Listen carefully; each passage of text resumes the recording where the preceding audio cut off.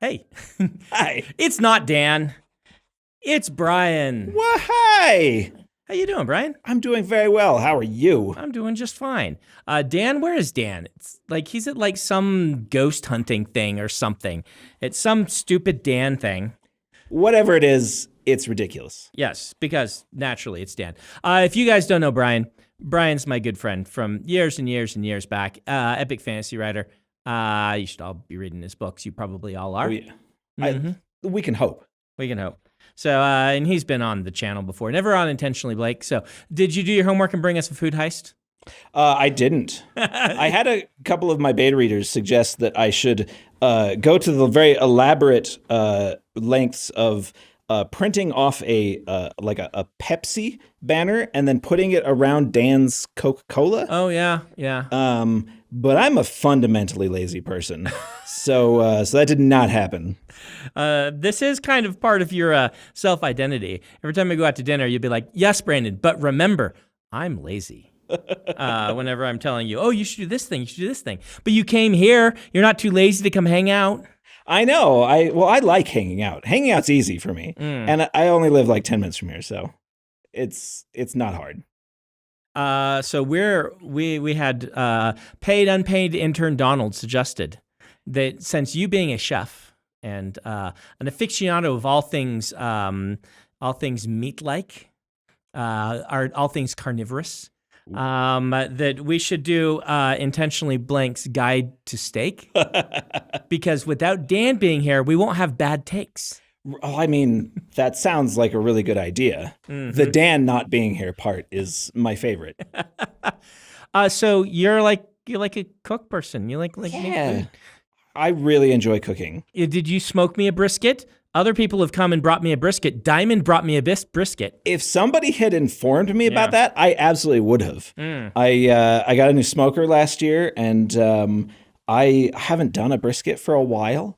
But yeah, I love meat. It's one of those things where like I have a huge amount of respect for people who have the discipline to go vegetarian and vegan, but there is no way I'd ever be able to accomplish it. Yeah, I definitely agree with you there, right?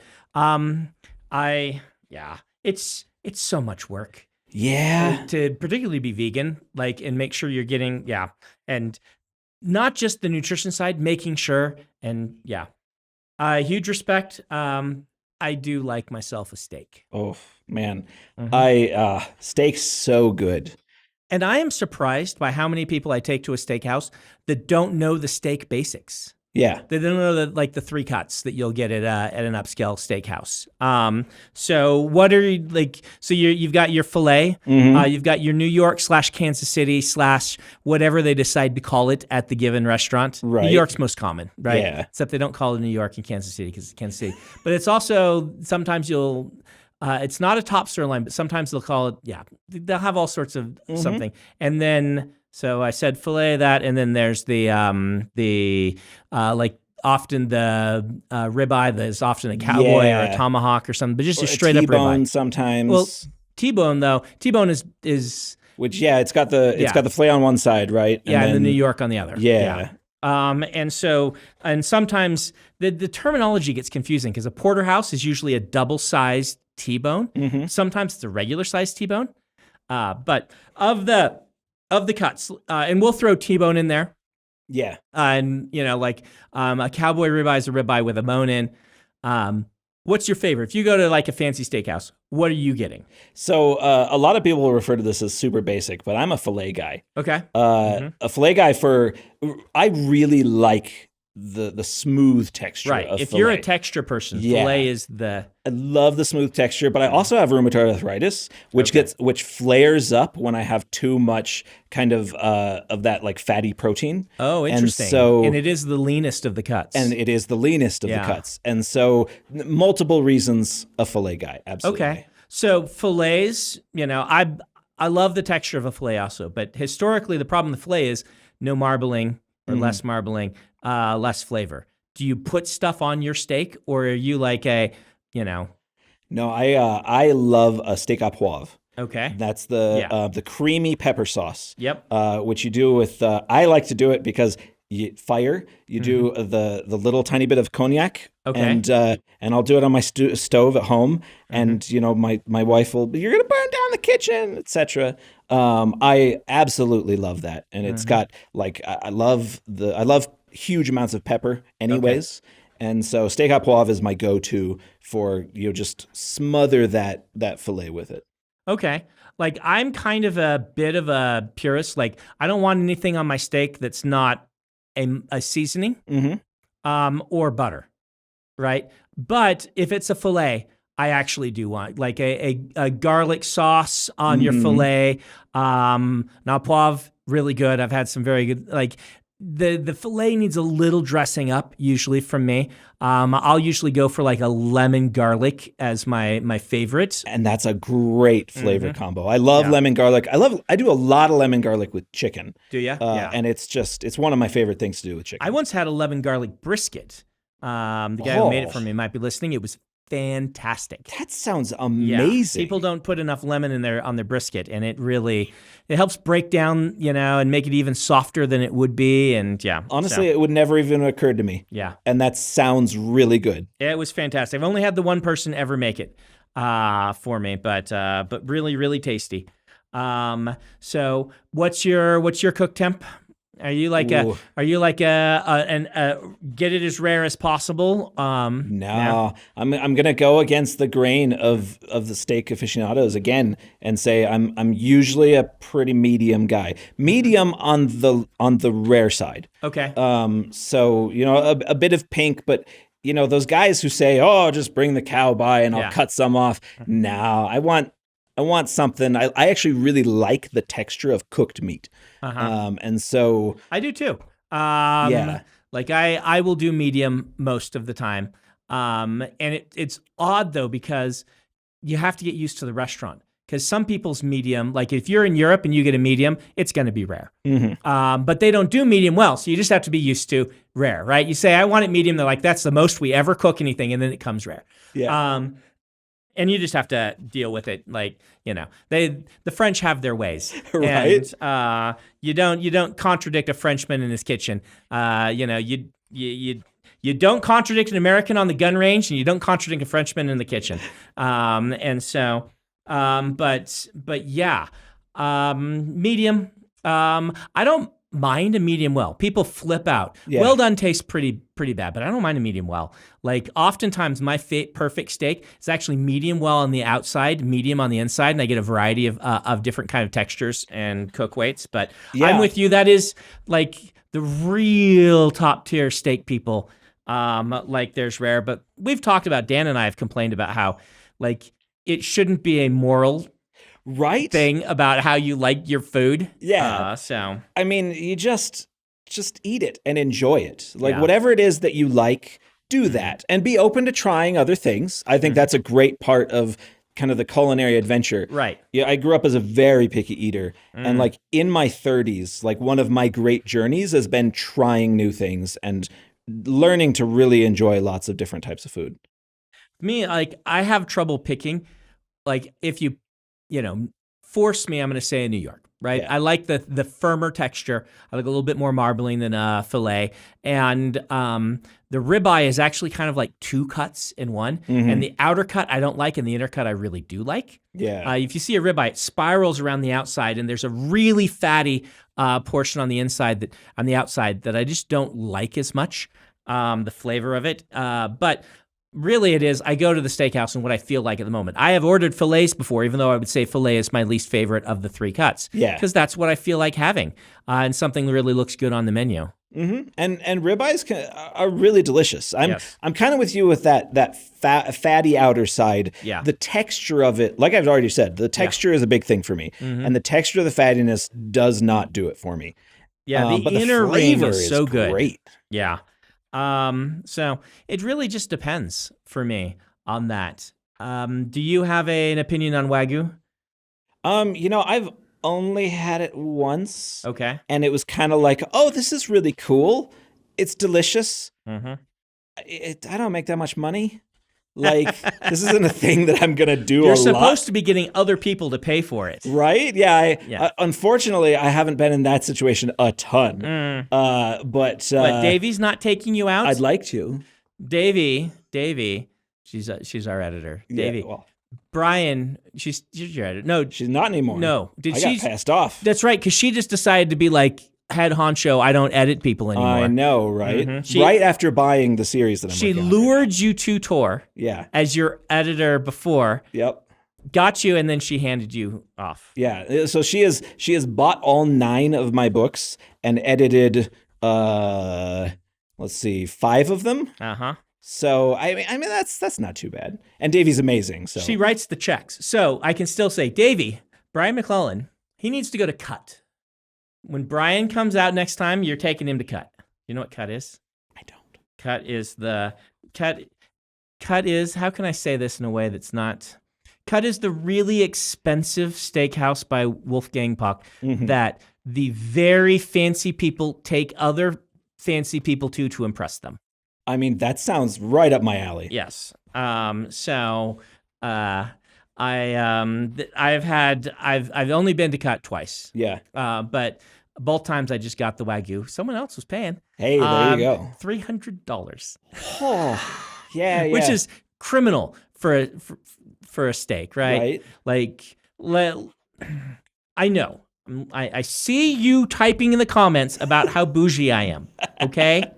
Yes. Okay, fine. But the thing about steak is, steak, in my opinion, has diminishing returns of increase in flavor based on price. So, for instance, you have a pretty high sort of logarithmic scale at the beginning. The difference between Outback and Sizzler is enormous. And the difference between Outback and your local good steakhouse that's not top line is also a huge jump, right?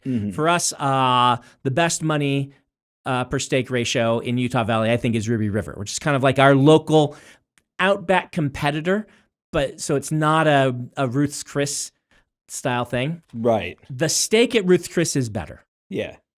But it is not also enough better. It is also $50 more. Yeah. And that it is not $50 better unless $50 is meaningless to you, which it might be to someone in this room. See, I'm very much on board with because I grew up quite frugal, but I also really like being bougie when I can get the opportunity. Right. And so I'm always doing that calculation of, is this worth the kind of the cost to amazingness ratio? Right. Like for me, locally, it is Ruby River. If it's just like, do you want to go get a steak? That's where I will pick. Yeah. If I'm in Salt Lake, I will go to Ruth's Chris. I like it better than the Ruth's Chris competitors, which I won't name because I don't want to be like poo-poo on them. But but you can get a Wagyu at the French restaurant Lacaille in Salt Lake. They have a Wagyu and it's pretty good. It's not too bad. It's still like $100. Yeah. But what we need is your editor to come out to Dragonsteel Nexus. Yes. And they are obliged to take you out to dinner. Right. And then you can go to Lacaille, which is funny because it's a French restaurant, but it's basically just a fancy steakhouse now. They do have French stuff on the menu, but it's kind of like half fresh restaurant, half fancy steakhouse. Yeah. Because it's under new management. But you should have them take you there. You can get that, or this is a great idea. Take you to Cut. But again, Cut, a $300 Wagyu steak. It is really different. It's really interesting. It's like eating steak cotton candy, is I believe how someone described it to me. And it is really good, but is it that much better? Right. Well, when you're doing that kind of thing, though, you're not paying for the steak anymore. You're paying for the experience. You're paying for the story you're going to tell about it. Right. And you're paying to impress the person you're taking out. That's why these places exist, right? And both times I've gone, it's been, let's impress the person who's come out here. And it worked. I'm like, wow, this is an impressive place. It's good food. So, yeah. So we've talked temperature. We've talked cut. Now, you like to cook yourself. I do. What's your process for grilling up a steak? Ooh, see, I've tried a bunch of different ones. I'm not super fancy. I tend to, if it's thinner, I'll do just slap it on the grill. I don't have like a really nice cast iron pan that I use for things. Right. If it's something like if it's something that I'm doing like the au poivre sauce for, I want to cook it in the pan so I have those kind of drippings and stuff.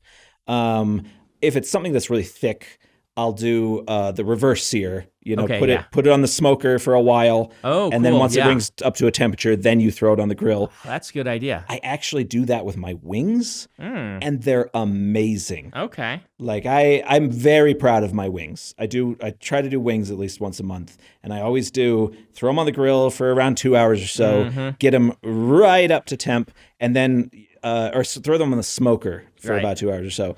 Get them up to temp, throw them on the grill you kind of roll them across for maybe 2 minutes, just kind of moving them constantly so they don't char, and then pull them off, serve. Okay. See, I am a wing Luddite. I'm absolutely, I don't like dark meat. Yeah. And so wings are just a complete miss for me. Drumsticks and wings, just not my thing. See, drumsticks are a miss for me. I don't like drumsticks, but wings, I like the taste. I like that you drench them in sauce. Okay. And also it was like a very formative thing for me of my friends and I pooling our cash in high school. Once one of us could drive, we would pool our cash, go to the local bar that you could only be in until 9 if you were under 21. Yep. And then we'd order as many wings as we could afford. And we'd just sit there until they kicked us out, gobbling wings and drinking pitchers of soda. And so very formative thing. I had a bunch of my high school friends in town just like 2 weeks ago. And did you do it? And I made wings for them. Like the first thing, they all arrive. That's the first thing I make for them is do wings. I really love a good brisket. That's kind of like if I can't have a steak, I'm going to pick a brisket every time. It's just something about that. But I like the firmer side instead of the fattier side of the brisket. Same. And I think the fattier side is slightly more popular among people. So yeah. I have a fun steak story. I don't know if I've told this on the podcast. If I have, I'm sorry. Tor would, if you hit the bestseller list, one of the things they do is send you a bottle of champagne. I don't drink, right? And so they went to Joshua, my agent, and they're like, hey, you hit the New York Times list. We usually send a bottle of champagne. What should we send Brandon? And they have tried forever, because my joking answer was a Black Lotus magic card. They never was willing to do that. Yeah. I'm like, well, you could buy me a magic card. But eventually, after trying several things, fruit baskets, they sent us cheese one time. It was really stinky, fancy cheese. Dan loved it. And eventually they settled on steaks. And they decided to send me steaks once. And so I got in the mail after hitting number one on something, just enormous. We're talking 64-ounce porterhouses. Whew. We're talking, if you're listening just audio, these things were 4 inches, right, thick. I don't know what you're intended to do with them, but we're like, okay, I guess we'll just, grill them. Yeah. And then you'll have a variety of, you can have the outer edge if you want it more well done. You can have the inner edge if you want it rare. I don't know how to grill a 64-ounce steak and get it all to the same temperature. Is that even possible? The fun thing was my brother and sister-in-law, who had lived in Japan for a while, had a friend from Japan visiting on her first trip to America. She's a teacher, very kind of modest, petite Japanese woman. And we invited them to dinner to eat the steaks. We're like, well, yeah, bring her along. Yeah. And I had the great idea. This is how I am sometimes, is we all sat down to dinner, and then I put an entire 64-ounce porterhouse on her plate, acting like each of us was going to get one of those, and just started moving along. And the fun of watching a person from a culture where I've had Japanese Wagyu in Japan, and 4 ounces is about what you're looking at, is what you'll order, maybe a 6. They just don't have 10 and 12-inch cuts at the place I went. Just wasn't there, right? And to put this on The way her eyes reacted, one of those fun moments where you can shock a foreigner with the things we do in America. Yeah. And then, of course, we'd only cook 2 of them because 64 ounces is enough for like 10 people if you've got 2 of them. So, yeah. There was a video that went around online that it was quite a long time ago, maybe 8 years ago, that was a couple of Asian women going to a kind of Texas style barbecue place, and then just trying a little bit of everything. And it's one of those videos that's pure joy because you're watching these people kind of experience what some of us believe is some of the best of our culture. Yes. And they're genuinely loving it. And it's totally outside of their normal thing. And it's very fun. Best barbecue? Which region? I'm going to get you in trouble, right? Jeez. Where's the best barbecue? It's one of those no right answers, right? Yep. Because everybody's going to get all up in arms. Probably, I'll just say Texas style. Okay. You know, like, I haven't traveled to enough of the places to try their barbecue to say, oh, I'm an expert at this. Right. So that's my cop-out. I grew up in the Midwest, and so Kansas City barbecue was our barbecue. And going to Kansas City and being able to get the nice Jack Stacks or whatever barbecue there, I have like this nostalgia factor that basically gives me an out. People are like, oh, all right, you grew up in the wrong place. We can understand being nostalgic for your hometown barbecue, even if it's bad. Yeah. I really like Kansas City barbecue. It is my favorite, and I don't think it's bad. Don't get me wrong. It gives the people who it becomes less controversial when you can say, well, it's my hometown barbecue. Yeah. Utah doesn't really have that. Right. And where I grew up in Ohio, and which also does not have any like kind of native barbecue sort of anything. So now if we want to argue about pizza, I will go on about pizza. Go for it. Let's hear the pizza aside. I have capital O opinions about pizza. See, and that's funny because I have capital O opinions about a lot of things, and pizza isn't one of them. Yeah. I like pizza. That's my opinion. Give me the pizza. Is it this pizza that looks like a soup can was dumped on it? That's good pizza. Is it this pizza that looks like a steamroller rolled over it? That's good pizza. Is it from the pizza that we got in Italy while we're there? That's good pizza. I will eat the pizza. See, I like my basic premise is generally agreeing with that. I do love all pizzas, but like people, especially New Yorkers and Chicagoans, will get angry and violent about their pizza, especially New Yorkers. And my theory is that New York style pizza is the best for lunch. Chicago style pizza is the best for dinner. Whoa, that's an interesting take. Yeah. In general, and this is going to definitely get me in trouble, Chicago is way better than New York. And Detroit style is better than either of them. I like Detroit style a lot. Granted, I said just give me the pizza. But we have I like the Via 313 locally. That's my go-to. They're one of the better places you can order from. We can't get good New York pizza around where I live. You're just left with the chains and a couple of local pizzerias. So if I'm going to order, I'm getting Via 313. Yeah. But it's not that I think Detroit pizza is superior. It's that Via 313 is superior to the other options. It's like legit good pizza instead of, I want pizza, I guess I'll order this. Right. Yeah. And I'll agree with that. But I will say that Detroit style is better. I like the crispiness of everything. I like everything about it. And the Chicago pizzas that are more like Detroit style are my favorites. Okay.